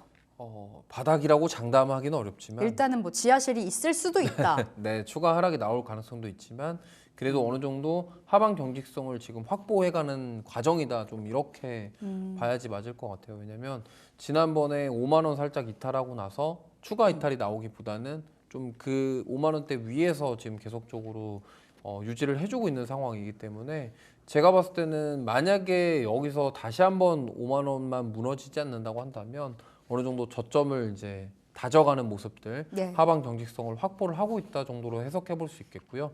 아무래도 지금 1월 달에 삼성전자가 내보일 이제 AI와 관련된 제품들, 그러니까 디스플레이와 접목된 이제 가전제품들 관련해서 신제품들이 있고 그다음에 갤럭시 신형 그런 온디바이스 AI 제품들까지 더해지다 보니까 그거에 대한 기대감이 지금 좀 있는 것 같아요. 근데 예. 결국에는 지금 삼성에서 신제품을 출시를 하고 나서 뭔가 좀 잘 팔리고 이런 모습들이 좀 나와줘야 되는데 그동안 그런 부분들이 좀 약간 약했었거든요. 근데 이번에 만약에 뭔가 CS 2025 전후로 좀 이런 모습들, 움직임들이 보여진다고 한다면 충분히 지금 반등이 나올 만한 가격대는 네. 맞다. 가격적인 매력은 충분히 있는데 중요한 것은 외국인들이 이제 얼마나 적극적으로 매수에 가담해 주냐가 결국에 주가가 이제 반등할 수 있는 그런 근거가 되지 않을까 이렇게 생각을 하고 있습니다. HBM4에서라도 좀 무언가를 보여줘야 삼성전자가 제대로 올라가지 않을까라는 생각이 드는데요. SK하이닉스는 금요일장에서도 강했습니다. 2%가 넘는 상승이었는데요, 본부장님. 네. 그럼 하이닉스를 지금 오히려 들어가는 관점, 매수 관점으로 봤을 때 좀 더 유리한가요? 17만 원 선. 지금 삼성전자보다는 더 낫죠. 하이닉스가 조금 더 유리하지 않을까 이렇게 생각을 하고 있고요. 결국에는 지금 HBM4인데 이게 지금 계속적으로 또 기대감이 다시 들어오는 이유 중에 하나가 브로드컴이라는 새로운 어떻게 보면은 엔비디아의 경쟁자가 등장을 했어요. 근데 그 경쟁자가 등장했을 때 우리나라 같은 경우는 지금 HBM 특히나 하이닉스가 지금 엔비디아 쪽으로 많이 납품을 했었고 대부분의 지금 그런 HBM을 하이닉스 걸 사용하고 있기 때문에 근데 요거를 사례를 봤을 때 그러면은 이제 만약에 브로드컴이 새롭게 등장을 했다. 그러면 공급처가 늘어난 거잖아요. 예. 그럼 우리나라 입장에서는 좋은 거거든요. 왜냐하면 공급처가 다변화될 수 있다라는 점은 그런 기업 입장에서는 굉장히 긍정적인 소식입니다. 이제 그런 상황에서 과연 이제 삼성전자도 이 대열에 합류할 수 있겠냐? 사실 삼성전자는 HBM3에서 사실 되게 뭔가 밀려나 좀 있죠, 뒤쳐져 제대로. 있었거든요. 근데 이제 이번을 계기로 뭐 미국에서도 새롭게 이제 뭐 엔비디아를 뒤를 따라가는 그런 AI 칩으로 승부를 하는 기업이 좀 제대로 나왔기 때문에 여기서 이제 25년도는 반도체의 상승이 HBM4에 집중될 것이다. 네. 이렇게 좀 접근해 보시면 좋을 것 같아요. 그렇다면은 지금 반도체를 볼 때 HBM을 보는 게 나을지 아니면 에이직 최근에 이제 브로드컴으로 제대로 불이 붙었던 네. 에이직을 보는 게 나을지. 어디로 근데 보세요? 이제 에이직과 관련돼서는 중력 반도체는 사실 이게 우리나라 파운드리 쪽이 좀 사실 약하잖아요. 네. 특히나 삼성전자는 지금 TSMC에 되게 제대로 밀렸죠. 완전히 뒤처져 있는 상황이고 그러다 보니까 지금 중량 반도체 쪽에서 우리나라 대부분의 그런 디자인하우스 관련 기업들은 삼성전자와 파트너십을 맺고서 디자인 솔루션을 제공해주는 네. 그런 사업을 하고 있기 때문에 삼성전자가 만약에 파운드리 쪽으로 살아나지 못한다고 한다면 쉽지 않다. 쉽게 올라오기가 좀 쉽지 않을 것 같아요. 그렇다고 우리나라에서 뭐 TSMC와 관련이 있는 기업이라고 불리는 에이징랜드 정도는 네. 그나마 좀 가능성이 있겠지만 그 외에 지금 삼성전자 파운드리 쪽과 뭔가 연결이 되어 있는 그런 기업들은 네. 사실 삼성전자에서 적극적으로 뭔가 뭐 M&A를 하든가 어떤 카드를 꺼내서 TSMC와의 격차를 줄이겠다라는 모습들이 좀 나와주지 않는다고 한다면 쉽게 반등하기는 좀 어렵지 않을까 이렇게 보고 있습니다. 알겠습니다. 그렇다면 지금 자리에서 반도체 무언가를 산다면 어떤 종목에 집중을 하세요? 네, 지금 시장보다 강한 종목을 일단 보셔야 네. 되는 게 맞는 것 같고 지난번에 말씀드렸던 ISC라는 종목을 아, 다시 한번 말씀드리고 싶어요. 테스트 소켓. 네, 왜냐면 지금 보면은 릴로공업, ISC 이런 테스트 소켓 쪽은 지금 잘 가요. 시장보다 아웃퍼폼하는 모습을 명확하게 보여주고 네. 있어요. 차트를 보시면은 계속적으로 지수는 좀 지지부진했지만 굉장히 지금 상승세가 뚜렷하거든요. 그리고 시장이 빠져도 오히려 잘 버텨주면서 그런 특히나 이제 반도체 소부장 중에서 HBM과 관련된 후공정 기업들이 굉장히 지금 좋은 흐름이 나오고 있어요. 네. 특히나 이제 ISC 같은 경우는 유래기판 베스트 소켓 모멘텀도 있고 차트를 보시면은 12월 달부터 지수는 좀 계속 되게 올랐네요. 지지부진했는데 오히려 주가는 계속 상승해주는 모습, 고점을 높여가면서 저점을 높여가고 있는 모습이 나오고 있기 때문에 예. 저는 오히려 이게 지금 HBM과 그다음에 에이직 이런 쪽으로 테스트 소켓과 관련된 수요가 증가된다고 한다면 오히려 수혜를 볼 가능성이 높다라고 보고 있기 때문에 저는 이쪽이 더 좋겠다라는 말씀드리겠습니다. 한 달 동안에 40%가 올랐습니다. 흐름이 너무 좋은데요. ISC 그럼 목표 주가 지금 7만 원이거든요. 네. 어디로 보세요? 목표가는 이제 8자를 한번 봐야 되지 팔. 않을까. 8만 원 제시해드리고 손절가는 6만 5천 원 제시해드리도록 하겠습니다. 목표가 올라갔습니다. 8만 원으로 새로운 목표 주가 챙겨가시면 되겠습니다. 자, 세 번째 넘어가 볼게요. 자, 포인트 3입니다. 통신 장비가 너무 좋은데요. 드론과 자율주행의 기본은 결국에는 통신 장비 관련주들, 양자 컴퓨팅 관련주들이 뭐 연일 강세 흐름을 보여주고 있어서요. 지금 자리에서 체크해 볼 필요가 있겠는데 통신 장비만 국한해서 본다면 여전히 매수의 기회는 가능하다고 보세요. 네, 지금 많이 올랐지만 괜찮아요? 충분히 가능하다라고 생각을 하고 있고 지금 뭐 트럼프 1기 때를 생각해 보면 그때 텐베거 갔던 섹터 중에 하나가 5G였습니다. 네. 통신장비 관련주들이 그때 갔었는데 그때 그 이유는 화웨이를 제재를 계속하는 움직임이었고 지금 상황도 저는 마찬가지라고 생각해요. 특히나 지금 양자 컴퓨팅 관련된 이슈가 나오면서 이 오픈랜 방식에 대한 부분이 부각을 받고 있거든요. 오픈랜이 쉽게 뭐냐면은 예를 들어서 유선 장비를 화웨이 걸 쓰면은 무선 장비도 기존에는 화웨이 걸 무조건 써야지 네. 통신이 되게끔 지금 되어 있었는데 만약에 오픈랜 방식을 도입을 하면은 이제 만약에 유선 장비를 화웨이 걸 썼으면 무선 장비를 노키아라던가 에릭슨 거를 써도 통신이 가능하게끔 되는 게 오픈랜 방식이고 이거를 소프트웨어로 좀 약간 풀어가지고 가능하게끔 만드는 거거든요.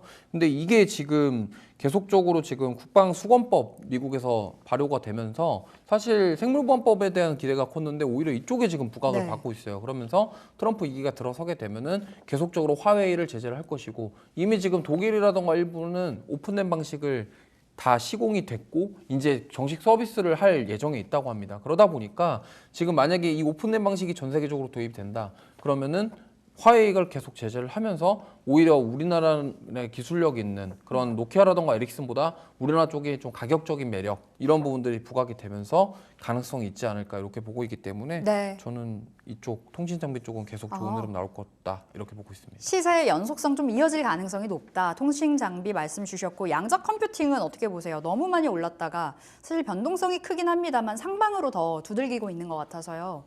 여전히 관심권이라고 보세요. 양자 컴퓨팅 쪽을 보실 거면 사실 우리나라 기업들이 실제로 관련 수혜주다 이렇게 보기에는 좀 어려운 부분들이 많이 있어요. 차라리 볼 거면은 통신 장비 쪽이 좀 나을 것 같고 네. 실제로 양자 컴퓨팅 관련된 종목군들은 미국 증시에서 조금 답을 찾는 게 더 맞지 않을까 이렇게 생각을 하고 있어서 많이 올랐어도요. 네, 많이 올랐어도 그게 맞고 우리나라 같은 경우는 사실 좀 테마성으로 움직이는 종목군들이 너무 많기 때문에 네. 만약에 양자 컴퓨팅 관련주를 본다면 오히려 통신 장비 쪽으로 접근하시는 게 조금 더 좋겠다라는 말씀 드려보겠습니다. 네, 그럼 오늘 토픽은 통신 장비 안에서 나올까요? 네, 솔리드라는 종목 말씀드리고 싶고요. 아까 말씀드렸던 것처럼 솔리드는 통신 장비 관련돼서 좀 계속적으로 실적이 잘 나오는 기업입니다. 특히나 5G 섹터 안에서 솔리드만큼의 실적이 나오는 기업은 없다라고 보셔도 좋을 것 같고요.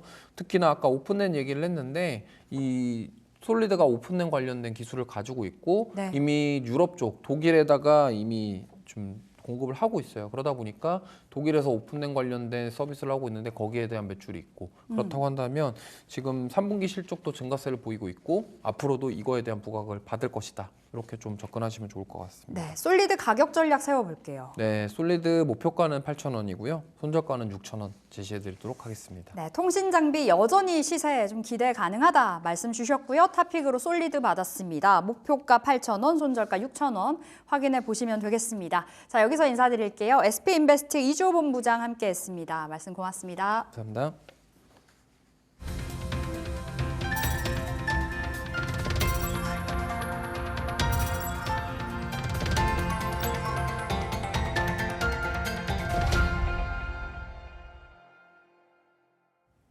네, 오늘장 종목 3픽 들어봤습니다. 오늘 월요일이고요. 월요일에 함께하는 SK인베스트 송가람 대표 모셔보겠습니다. 대표님 안녕하세요. 네, 안녕하세요. 반갑습니다. 네, 반갑습니다. 오늘 국내 증시 2024년 폐장일 마지막 거래일입니다. 어떤 종목으로 준비를 해야 될까요? 네, 폐장 마지막 종목인데요. 오늘 아무래도 마지막이다 보니까 다음 주 그리고 1월 한번 잠깐 살펴보고 넘어갈 텐데요. 10년간의 코스피 상황, 코스닥 상황 살펴봤을 때 1월 첫 주 상승률을 보게 되면 대체적으로 상승하는 흐름이 나왔다라는 점부터 말씀을 드릴 텐데 코스닥 같은 경우에는 10년 중 8회 상승이 나왔기 때문에 지금 상당히 쉽지 않은 시장 속에서도 어느 정도 상승하는 흐름이 나올 가능성이 높다. 하지만 코스닥 같은 경우에는 양도세 회피 물량 연말에 나왔다가 다시 채워지기 때문에 이 부분을 함께 체크를 해보실 필요가 있다라는 점 말씀을 드리겠습니다. 아무래도 지금 전 세계적으로 미국 시장 같은 경우에도 강하게 올라오던 M7 종목들 하락 나왔지만 시장은 긍정적인 흐름이 이어질 가능성이 상당히 높다라는 점 먼저 말씀을 드리겠고 지금 우리 시장에서도 어느 정도 바닥권에서 PBR 낮은 상황 하지만 개별적인 호재로는 아직까지 이어질 섹터가 많기 때문에 그 섹터들 중에서 옥석 가리기 해서 골라간다면 충분히 좋은 흐름 가져갈 수 있겠다라는 점까지 말씀드리겠습니다. 알겠습니다. 종목들을 골라내는 눈이 좀 필요하다라고 정리해 주신 것 같은데요. 그렇다면 어떤 종목 뽑아오셨을까요? 네, 지금 바로 우리가 볼 수 있는 단기 트레이딩 종목 가지고 왔는데요. 바로 자율주행 섹터에서 스마트 레이더 시스템 가지고 왔습니다.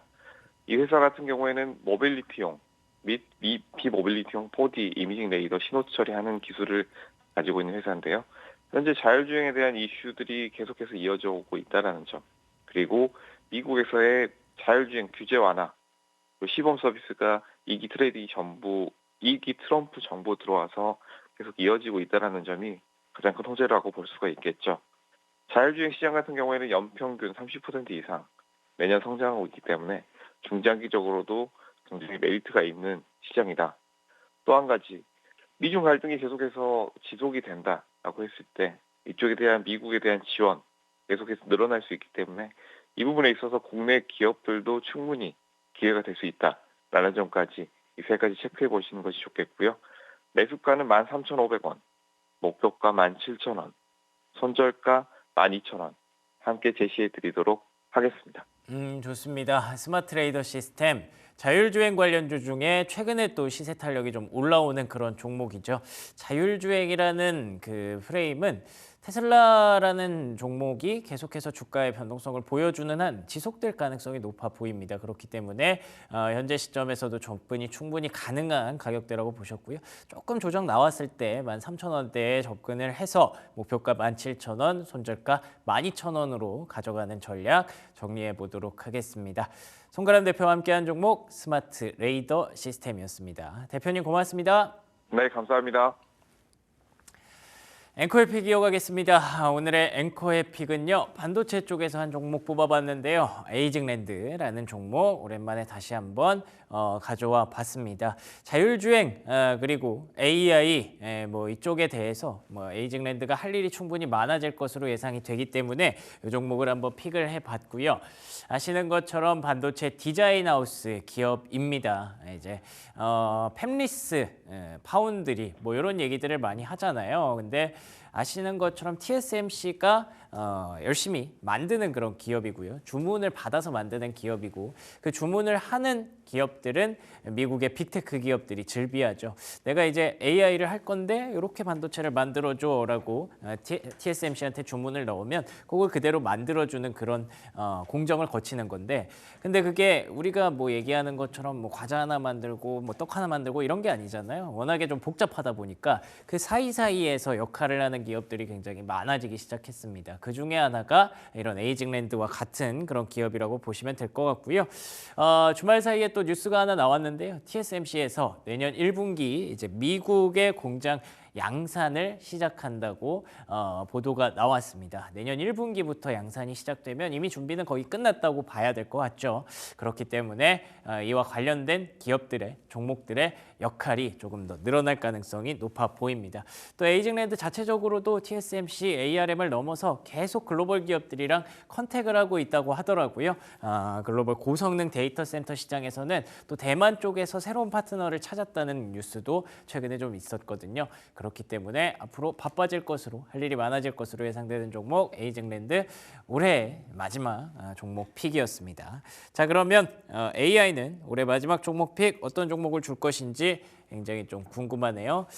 올해를 정리하면서 서로 한번 대화를 한번 마지막으로 시도해 보도록 하겠습니다.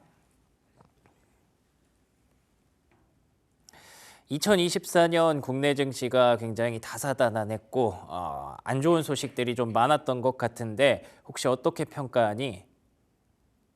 올해 국내 증시는 정말 변동성이 컸죠.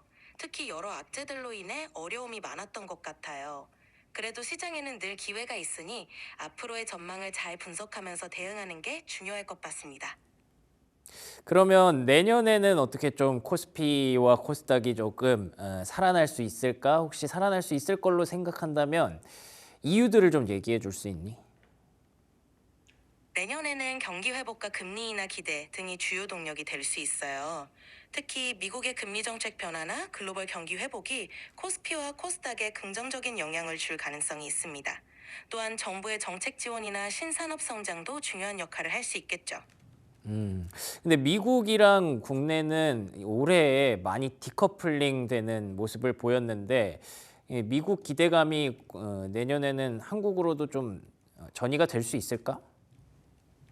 미국과 한국 시장이 올해는 다소 다른 흐름을 보였지만 내년에는 미국의 경기 회복이 한국에도 긍정적인 영향을 미칠 가능성이 있어요. 특히 수출 의존도가 높은 한국 경제는 미국의 수요 증가에 힘입어 반등할 가능성이 큽니다. 그러면 글로벌- 그러면 말씀하세요? 내년을 대비할 수 있는 코스피 종목 하나만 알려줄래? 내년을 대비해 볼 만한 코스피 종목으로 삼성전자 같은 대형주를 고려해 볼 수 있어요. 반도체 업황이 회복될 경우 큰 기회를 가질 수 있기 때문이죠. 물론 본인의 투자 성향과 목표에 맞는지 잘 고려해 보는 게 중요하겠죠. 혹시 삼성전자 말고 또 볼만한 종목은 또 뭐가 있을까? 삼성전자 외에도 LG화학 같은 2차 전지 관련주나 네이버처럼 플랫폼 기업도 주목할 만해요. 특히 글로벌 경기 회복과 신산업 성장에 따라 긍정적인 영향을 받을 수 있는 종목들이죠. 그렇군요. 뭐 비슷한 얘기를 계속 반복하는 것 같아서 뭐 이 정도로 정리하도록 하겠습니다. 올해는 굉장히 좀 힘들었지만 그래도 내년에는 조금이나마 나아질 것이라는 기대, 사실 뭐 막연한 기대라고도 볼 수 있습니다만 그래도 악재, 이미 다 알려진 악재는 또 악재가 아니라는 얘기도 있지 않습니까? 그렇다는 관점에서 내년을 조금 희망차게 한번 대형주를 중심으로 준비를 해보도록 하죠. 우리 국내 증시가 갖고 있는 밸류에이션이라는 든든한 무기가 있기 때문에 그 무기가 내년에는 진짜 발현될 수 있기를 기대해 보겠습니다. 자, 그래서 AI도 대형주 중심으로 뭐 삼성전자라든지 네이버라든지 LG화학 같은 종목들 얘기를 해줬고요. 오늘의 3픽 스마트 레이더 시스템, 에이징랜드, 삼성전자 이렇게 세 종목으로 정리하도록 하겠습니다. 조성우의 투자의 맛으로 이어갑니다.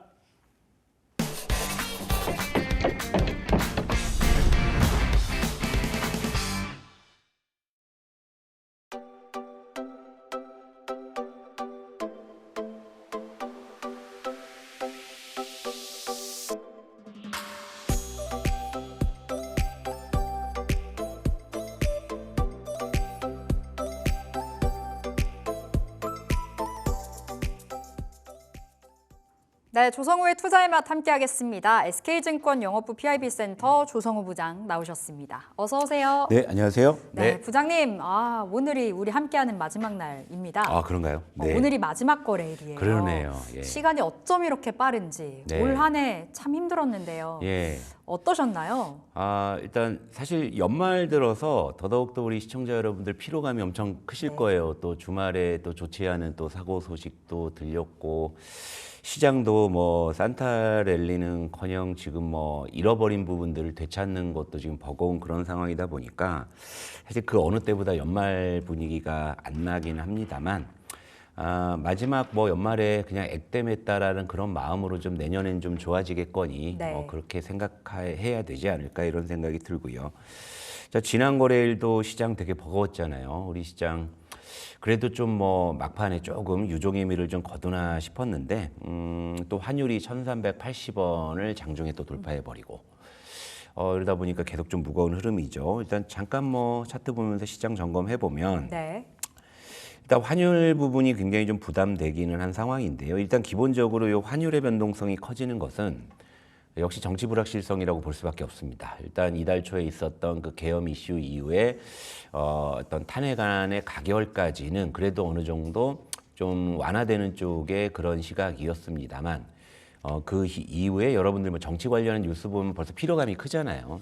이런 어떤 이렇다 할 뭐 진전이 좀 없는 뭐 답보 상태에 좀 빠져 있는 그런 느낌이 많이 들다 보니까 그런 부분들이 좀 투자 심리 위축으로 반영이 되고 있는 것이고 그 결정적인 증거는 바로 이 거래대금이란 말씀을 누누이 드렸는데 아주 그냥 자고 일어나면 계속 거래대금이 줄어드는 뭐 이런 네. 상황이거든요. 그러니까 지금 시장 참여자들은 이 부분이 뚜렷하게 개선되는 그런 시그널이 보이지 않는 이상에는 여기서 줄어든 거래 대금, 그러니까 팔고 더 이상 시장에 참여하지 않는 그런 수급들은 당분간은 좀 들어올 생각이 없어 보이는 이런 상황이다 보니까 시장 전체적으로는 뭐 아랫돌을 빼서 뭐 윗돌을 괴야 되거나 이런 좀 수급적인 변동성이 굉장히 좀 크게 나타나는 상황이고 그러다 보니까 아무래도 좀 테마주 중심으로 좀 투기적 수급이 좀 활발하게 진행이 되는 이런 모습들이 보여지고 있는 것이고요.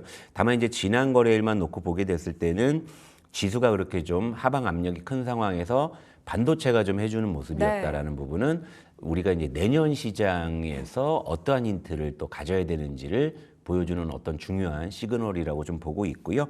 그 외에 보면은 요즘에 머스크 트레이드와 큰 축에서 보면 또 양자 컴퓨터 이 테마 이쪽이 좀 양대 축인데요. 지난 거래일은 머스크 트레이드보다는 양자 컴퓨터나 이제 통신 장비 뭐 이런 쪽이 좀 강했고 물론 이제 자율주행 쪽 머스크 트레이드 쪽도 흐름이 좋았습니다만 양자나 통신 장비 쪽의 테마가 훨씬 더 좀 강한 모습이었기 때문에요. 테마군에서도 이렇게 좀 약간 순환매가 도는 뭐 이런 이제 모습으로 좀 정리를 해볼 수가 있을 것 같습니다. 환율의 차트도 한번 볼 수 있을까요? 예, 부장님? 환율을 보시면 네. 환율이 1,480원도 뚫고 올라갔고 예, 이게 이제 1,500원까지도 네. 갈 거다라는 전망들이 나와주고 있어서 네. 사실 외국인들이 컴백을 해주려면 네. 어느 정도 환율이 좀 잡혀야 될 텐데요. 뭐 1,486원까지 봤는데 뭐 1,500원 얘기하는 건 쉽잖아요. 뭐 삼성전자도 뭐 78,000원이면 8만 전자 얘기하듯이. 네. 그러니까 사람 심리는 이렇게 어떤 진행하는 방향에 속도가 붙으면 거기에 말이 쏟아지는 속도 역시도 같이 빨라지는 부분이기 때문에 뭐 지금 상황에서는 뭐 그냥 딱 봐도 뭐 1,500원을 열어둬야 되지 않느냐 뭐 이런 시각이 좀 일반적이긴 합니다만 그래도 지난 거래일에 장중에 1,486원대까지 치솟았던 환율이 어쨌건 지금 현재 1,470원대 초반까지 예. 일단 다시 좀 내려왔기 때문에 좀 단기적인 변동성으로 좀 일단 봐야 될 것 같고요. 당장에 뭐 내일 모레 당장 뭐 1,500원을 좀 뚫고 간다. 이런 계산은 아직은 좀 안 나오는 상황이니까 너무 1,500원이라는 워딩에 너무 여러분들께서 휩쓸리지는 않으셨으면 좋겠다. 이렇게 좀 말씀을 드리고 싶네요. 알겠습니다. 일단은 좀 기다리면서 네. 어떻게 흘러가는지 좀 체크해 볼 필요가 있을 것 같고요.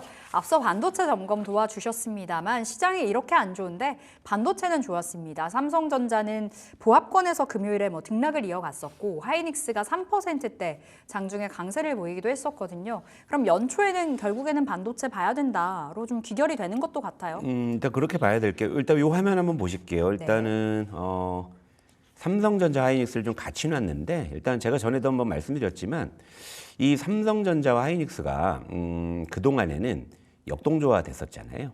근데 이제 최근 들어서는 동조화되는 시그널이 분명히 좀 감지가 되죠. 보시게 되면. 자, 같은 방향으로 움직이다라는 거죠. 이것은 뭐냐면 반도체 쪽이 어떠한 프레임만 걸린다면 이제는 움직일 수 있는 그런 준비가 되었다고 볼 수 있습니다. 그러니까 뭐냐면 삼성전자 하이닉스가 같은 방향으로 움직이기 때문에 이 둘의 이 어떤 동조화가 계속적으로 유지가 된다고 했을 때는 작은 이슈에는 소부장이 반응할 수 있는 거고요. 네. 매크로 쪽에서 큰 이슈가 발생했을 때는 이제 큰 애들이 움직일 수 있는 정도의 좀 준비는 좀 된 것 같아요. 근데 최근에 지금 삼성전자 하이닉스의 추이를 보고요. 아까 이제 코스피 보여드렸잖아요.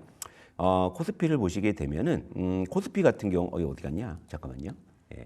예, 코스피요. 예, 코스피는 지금 계속 아래를 향하고 있잖아요. 아래를 향하고 있는 상황에서 삼성전자 하이닉스가 지금 추세를 오히려 지금 바닥을 딛고서 위로 올라가려고 한다라는 부분들은 일단 두 가지 의미를 가질 수가 있어요. 지난 거래일처럼 지수가 이제 급락하는 것을 방어해주는 정도의 효과를 기대할 수 있는 부분이고요. 그리고 여기 이제 두 번째 시나리오는 우리가 바라는 것이지만 이제 시장이 좀 안정을 찾고 올라갔을 때는 반도체가 가장 먼저 튀어갈 수 있다라는 강력한 시그널을 주고 있는 부분이거든요. 그래서 지금 이제 반도체 쪽은 우리가 좀 계속적으로 예의주시해야 되는 상황인데요. 예를 들면 이제 지난 거래일에 뭐 테크윙이나 한미 반도체 같은 전통적인 뭐 HBM 3양 종목도 강했죠. 그리고 에이징랜드나 퀄리타스 반도체 같은 최근의 반도체 소부장 쪽에서 가장 좀 강한 모습을 보이고 있는 반도체 설계나 시스템 반도체 쪽이 여전히 굳건한 상황인데 근데 지난 거래일의 특징을 보게 되면요. 요건 좀 차트를 좀 보면서 말씀 좀 드릴게요. 예. 대덕전자. 대덕전자요. 대덕전자가 예. 장중에 9%가량 예. 올랐었거든요. 대덕전자는 바로 여러분들이 잘 알고 계신 레거시 쪽의 네. 기판주죠. 예. 그리고 이제 TLB는 제가 이제 반도체 쪽에서 제가 조금 이제 종목군을 확대해 드릴 때 말씀드린 종목인데 이들 종목들까지도 지난 거래일에 나쁜 흐름이 아니었다라는 거죠. 이것은 네. 무엇을 의미하냐면 지금 반도체 쪽이 최근의 상승에서는 군집성을 굉장히 크게 띠고 있습니다. 예를 들면 HBM3 쪽 이쪽 그 관련한 종목들도 올라가지만 그동안은 전혀 거들떠보지도 않았던 레거시 이쪽까지도 지금 움직이는 모습이 나타나고 있기 때문에 반도체가 일단은 전체적으로 군집성을 아직은 좀 유지하고 있다는 거죠. 예. 지난 거래일에 사실 반도체가 이렇게 안 해줬으면 시장 급락이었어요. 그런 걸 보더라도 반도체의 좀 지난 거래일에 상승은 좀 의미가 있는데요. 일단 요건 좀 내년에 분명히 좀 반도체가 시장이 이제 반등에 나설 때 무언가 해줄 수 있는 그런 어떤 힌트를 주고 있다 이렇게 보고 있습니다. 네. 말씀대로 진짜 금요일에 반도체가 선전을 하지 않았다면 시장의 폭락을 네. 맞을 수밖에 없었던 그 상황이었는데 반도체가 좀 버텨주면서 어느 정도 하방을 다져줬었거든요. 그렇다면 우리가 반도체 최근에 소부장이 강하지 않습니까? 네, 그렇죠. 네. 여전히 좀 접근 가능하다고 보세요, 부장님? 일단은 저기 화면을 하나 좀 띄워주시면 네. 거기서 좀 말씀을 드리겠는데요. 일단은 기본적으로 반도체 내년 시나리오는 딱 두 가지입니다. 예를 들면 시장이 갈 때의 반도체, 못 갈 때의 반도체 이렇게 좀 보시면 되는데요. 일단은 시장의 키워드는 내년에도 분명히 AI라는 것은 분명해 보입니다. 지금 시장이 그 시그널을 보여주고 있고 그리고 이제 지난 가을 이후에 연말에 들어서 가지고 AI 소프트웨어라든지 그리고 온디바이스 AI 쪽에 대한 그런 종목군들이 또 꿈틀대기 시작했다는 부분들을 보면 내년에도 우리 시장의 큰 틀에서의 제목은 AI가 될 것인 건 분명해요. 그런데 이 AI라는 이 키워드를 시장이 오롯이 머금을 것이냐 일부만 머금을 것이냐 네. 이것은 아무래도 우리 대내 이슈에 따른 투트랙으로 갈 수밖에 없지 않느냐 전 이런 생각을 하는데요. 결국엔 대내 이슈라는 것은 지금 정치 불확실성이 가장 큽니다. 그러니까 이 정치 불확실성의 방향에 따라서 반도체가 이제 정말로 군집성을 가지고 일제히 질주하느냐 아니면 구간 그냥 이런 지난 금요일처럼 반짝반짝 시세를 반복하느냐 예. 이렇게 좀 볼 수가 있는데요. 일단은 상반기에 정치 불확실성이 해소가 돼서 이를테면 이제 조기 대선의 시나리오로 간다라고 했을 때는 이때는 이제 매크로 논리와 커플링 된다고 보면 될 것 같아요. 뉴욕 증시와도 동조화가 다시 재개될 것으로 보고 있고요. 이렇다면 이제 내년 시장의 큰 틀에서의 키워드인 AI 모멘텀은 유효하다, 지속된다 이렇게 볼 수 있죠. 이럴 때는 반도체 쪽에 골고루 좀 비중을 확대하는 것이 중요하겠죠. 이를테면 특정한 종목을 다 사는 것이 아니라 제가 지난번에도 시간이 있을 때 말씀드렸다시피 반도체 내 각 섹터별로 예. 하나씩을 좀 골고루 편입해 놓는 그런 쪽이 일단 유효하겠죠. 그중에 이제 무엇이 가장 앞장서서 튀어나갈지는 지금은 모르니까 이제 좀 더 폭넓게 포트를 구축하자라는 그런 말씀이고요. 이럴 때는 대형주와 중소형주를 같이 고르게 편입하는 것이 굉장히 유효해 보입니다. 이를테면 이런 논리라면 모르긴 몰라도 삼성전자 하이닉스가 이끌어줄 것이기 때문에 그럼 이제 중소형주가 이제 동조화돼서 같이 움직이는 시나리오를 볼 수 있는데 근데 정치 불확실성이 상반기에도 좀 지속되는 국면으로 간다고 했을 때는요. 지금 같은 시장이 반복될 것으로 봐야 되겠죠. 매크로 논리와 디커플링이 되고 이슈나 수급에 따른 테마적인 시세가 반복될 텐데 예를 들면 미국장은 그냥 그대로 자기 갈 길 간다고 봤을 때 미국장에서도 AI 논리가 내년에도 유효한다고 했을 때는 우리가 알고 있던 그런 종목들이 계속적으로 상승할 가능성이 크잖아요. 예를 들면 이제 뭐 자국이 일어났는데 뭐 이럴 때 엔비디아가 급등했다 그러면 또 관련주가 그날은 움직일 수 있는 것이고 뭐 이럴 때 애플이 움직였다 그러면 이제 관련주가 그날 움직일 수 있는 부분이죠. 그러니까 결국엔 이슈나 수급에 따른 테마성 시세가 반복되는 쪽으로밖에 볼 수 없다. 그렇다면 대형주는 좀 질주하기에는 힘이 버거울 수 있는 부분이기 때문에 아무래도 이제 중소형주 중에서 이제 주도 섹터 트레이딩 예를 들면 지금 시장에 대입한다고 했을 때는 반도체 설계 섹터가 지금 대표적인 그런 시세를 보여주고 있잖아요. 그러니까 이런 식의 시나리오를 좀 볼 수 있지 않을까 이런 생각입니다. 그래서 결국엔 시장이 내년에 1월부터 갈지는 모르겠습니다만 시장이 가면 반도체다. 네. 이제 이 어떤 논리를 좀 보시면 될 것 같고요. 그리고 지금 물론 거래 대금이 나날이 감소하고 있기 때문에 지금 시장을 떠나는 분도 분명히 계시다는 그런 신호겠지만 네. 시장을 떠날 게 아니라면 일단 반도체를 일단 잡고 있어야 된다. 이런 정도의 좀 결론을 낼 수가 있을 것 같습니다. 일단은 뉴스를 계속해서 좀 확인을 해볼 필요가 있겠습니다. 정치 불확실성이 지금 가장 시장 안에 중심에 있기 때문에 해소가 되는지 아니면 좀 지속되는지 여부에 따라서 우리 포트 전략을 좀 다르게 가져가 봐야 될 것 같고요.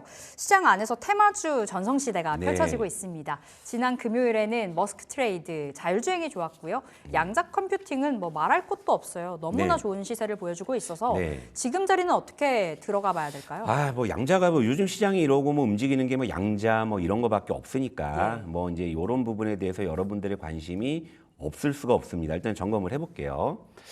자, 첫 번째 위에 있는 종목은 KCS. 이거 양자 컴퓨터 종목이죠. 요거 대장이죠. 예, 요거 일단 지난 거래일에 장중에 상한가. 뭐 종가도 이제 상한가로 마감을 했네요. 이런 부분이고 아래에 있는 종목은 제가 이제 드림 시큐리티 양자 중에 좀 가격 메리트 있는 거. 요것도 이제 전일에는 좀 괜찮았어요. 14% 정도 상승을 했고요. 그리고 요 양자가 제가 이제 지난번에도 요 테마를 좀 제가 분석해 드리면서 이게 통신 장비 쪽으로 좀 확대되면서 이제 좀 뭔가 이렇게 세포 융합이 된다 말씀드렸잖아요. 자, 위에는 코위버. 요것도 이제 장중에 거의 상한가에 근접을 했었고 아래는 솔리드. 자꾸 윗꼬리가 달리긴 하는데 장중에 급등 시도가 계속 나옵니다. 네. 자, 코위버나 솔리드는 원래는 이제 5G 통신 장비 쪽에서 예전에 각광을 받았었던 종목이긴 한데, 근데 얘들은 최근에 양자 쪽하고도 살짝 이제 양다리를 걸치면서 올라왔었다가 지금 양자 컴퓨터하고의 통신 장비가 뭔가 이제 세포 융합이 되면서 합쳐지는 느낌이 드니까 시세를 연속적으로 좀 보여주고 있는 그런 상황인데요.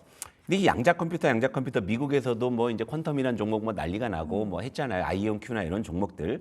그럼 이제 양자 컴퓨터의 개념을 한번 알고서 우리가 접근해 본다면 힌트가 있습니다. 힌트가 있는 건 뭐냐면 뭐 내년에는 뭐 양자 컴퓨터의 시대다 이렇게 얘기하는 것도 있지만 그 시대가 올진 잘 모르겠습니다. 하지만 지금 시장에서는 저런 부분에 대한 기대감을 많이 갖고 있죠.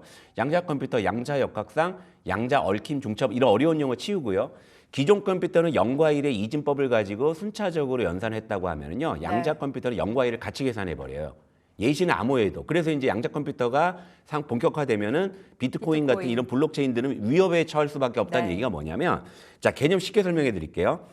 우리가 무슨 암호를 이제 깬다라고 했을 때는 기존의 툴은 뭐였냐면 경우의 수를 단월로 보는 거예요. 1, 2, 3, 4, 5, 6, 7, 8부터 시작해갖고 1A, 2B 이런 식으로 하잖아요. 이거를 슈퍼컴퓨터는 순서대로 하는 거예요. 순서대로. 그래서 경우의 수가 뭐 예를 들면 10만 가지다 그러면 그걸 10만 번 그냥 순차적으로 눌러보는 건데 양자 컴퓨터는 어떤 개념이 그걸 한꺼번에 다 눌러보는 거예요. 왜? 0과 1이 공존하니까. 네. 그러니까 어마어마하죠. 그러니까 그 속도가 엄청 빠를 예. 수밖에 없겠네요. 그렇죠. 그러니까 예를 들면 이제 구글의 양자 컴퓨터가 이런 개념이었잖아요. 10의 24 제곱년. 이것을 이제 우리 숫자로 표현한 14년. 우리가 억, 조, 뭐 경 여기까지 들어봐도 그 예. 뒤는 모르시잖아요. 맞아요. 해를 지나 이제 자까지 가는 건데 이거 이제 단순히 5분 만에 계산한다 이런 얘기인데 억 이외의 숫자 단위 저도 오랜만에 찾아봤어요. 어렸을 때 시험 공부로 문제 나와서 이제 공부한 적이 있는데 조, 경 지금 이제 미국 증시의 시가총액을 이제 환산하니까 이제 경 단위까지는 우리가 들어봤을 거예요. 네. 근데 그 뒤에 해, 자, 양, 구간, 정제극 이게 우리 용어로 있는 숫자 단위인데 해도 건너뛰고 이제 자니까 이게 어마어마한 숫자 단위라는 거잖아요. 그러니까 일반적인 슈퍼컴퓨터가 100만 년 계산할 것 양자 컴퓨터는 10시간이면 충분하다. 그래서 이제 양자 컴퓨터가 본격화되면 특히나 AI의 연산 속도에서 정말 획기적인 그런 혁신이 기대될 것이다 이래가지고 지금 양자 컴퓨터가 이제 AI의 어떤 이제 다음 어떤 시대를 잇는 혁신 뭐 이렇게 좀 이야기가 이제 되는 그런 상황입니다. 그래서 지금 뭐 양자 컴퓨터가 뭐 내년에는 뭐 꽃을 피울 것이다 뭐 이런 네. 얘기들 그런 기대감으로 올라가고 있다 이렇게 말씀을 드릴 수가 있을 것 같아요. 일각에선 AI 다음이 이제 양자의 그 흐름이 될 거다라는 이야기가 나와줄 정도로 굉장히 주목도가 높은 상황인데 그렇다면 우리는 접근을 해볼지 말지도 중요하겠습니다. 원체 또 핫하다 보니 네. 눈길이 안 가긴 쉽지 않고 그렇죠. 또 막상 사전이 너무 오른 것 같고 예, 그러니까 오늘도 뭐 여러분들 이제 시장 열리면은 네. 아마도 이제 뭐 오늘 또 시장 양자 한번 컴퓨터 예, 지난 뭐 거래일에 뉴욕 증시 뭐 보게 되면은 뭐 나름 이제 뭐 양자 컴퓨터주가 뭐 조정 받았다 하더라도 뭐 추세가 굳건하니까 자, 요 화면을 보실게요. 저는 지금의 양자 컴퓨터 테마를요. 요 종목이 이제 신성 델타테크고요. 아래가 파워로직스. 자, 이 종목도 여러분 딱 직관적으로 아시겠죠? 자, 일전에 초전도체 네. 테마로 엄청난 시세가 났었잖아요. 네. 저는 좀 요 테마와 좀 유사하다고 봅니다. 지금 사실 양자 컴퓨터 기술이 개발되고는 있는 것은 맞습니다만 구글이 개발한 그 양자 컴퓨터도 아직 오류 투성이에요. 그러니까 이제 본격적으로 오류 없이 상용화하기까지는 앞으로도 이제 최소 10년은 걸릴 거라는 그런 이제 전망들이거든요. 그러니까 내년에 당장에 상용화되기 쉽지 않을 것이 물론 일부 양자 컴퓨터의 기술이 현재 어떤 IT 기술에 접목되는 정도까지는 내년에 볼 수 있을 겁니다. 그러니까 그런 부분에 대한 기대감으로 올라간다. 이런 부분은 충분히 우리가 접근해 볼 수가 있겠지만 네. 양자 컴퓨터의 어떤 상용화까지는 조금 더 시간이 걸린다라는 부분들을 여러분들께 반드시 염두에 두시고요. 그러니까 지금 현재는 철저하게 좀 테마적인 시세라는 부분들을 우리가 일단 인지하고 접근을 하셔야 리스크 관리가 된다라는 것이죠. 일단은 테마군이 확대되잖아요. 이를테면 처음에 양자만 움직이다가 좀 지나니까 양자 컴퓨터에 발을 걸치고 있는 통신 장비주가 일부 움직였다가 네. 지금은 이제 트럼프의 오픈랜 기대감으로 통신 장비까지 합쳐져 있는 상황이죠. 그러니까 여기서 이제 이것이 확대 재생산되다 보면 분명히 이제 후속 테마, 후속주들이 이제 등장할 수밖에 없는 그런 구조로 이해하셔야 됩니다. 그러니까 예를 들면 지금 당장 KCS를 뭐 쫓아간다든지 네. 이런 부분들은 굉장히 좀 리스키할 수가 있는데, 근데 이제 이렇게 양자 테마를 보게 되면 이제 조용하던 애들이 하나둘, 그러니까 과거에 우크라이나 재건도 테마군이 경협주까지 확산이 되면서 후속주들이 막 느닷없이 등장하는 부분들 여러분들께 분명히 보셨을 거예요. 그렇다면 여기서 이제 후속 테마, 후속주 이런 쪽에서 본다고 하면 저는 오히려 통신 장비주 쪽에서 그런 쪽에 대한 기회가 좀 많이 있을 거라고 보는데요. 네.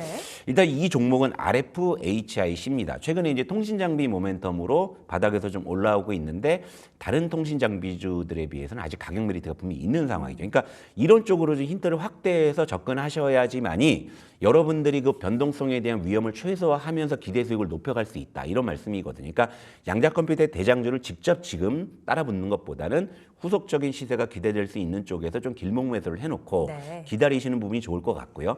그런 관점에서 보면 통신 장비 쪽에 지금 이제 아직 안 오른 종목들이 좀 보이니까 그중에 RFHIC를 좀 일단 관심 종목으로 말씀을 드리도록 하겠습니다. 네, 이렇게 양자 암호 통신 장비 이야기 들어봤고 오늘 장 한마디 진짜 짧게 주신다면요. 기대할 건 별로 없어 보여요. 기대할 건 없다. 예, 뉴욕 증시도 차익 실현이고 테슬라도 급락이고 하니까 다만 반도체 쪽이 지난 거래일만큼의 좀 그런 모습을 선전해주는 모습을 보여주느냐가 좀 중요할 것 같고 양자 쪽은 오늘 좀 독자적으로 움직일 가능성 좀 있어 보이고 이렇게 정리해드릴게요. 네. 네, 알겠습니다. 여기서 우리 조성우의 투자의 맛 인사드리도록 하겠습니다. SK증권 영업부 PIB센터 조성우 부장 함께했습니다. 말씀 고맙습니다.